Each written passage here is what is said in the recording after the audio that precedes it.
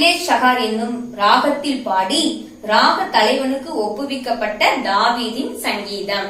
இந்த அகிலேஷ் அப்படின்னா மான் அப்படின்னு அர்த்தம். ஷகார் அப்படின்னா விடியல், விடியலின் மான். அகிலேஷ் ஷகார், இது இங்கிலீஷ்ல அஜிலேட் ஷகார் அப்படின்னு சொல்லுவாங்க.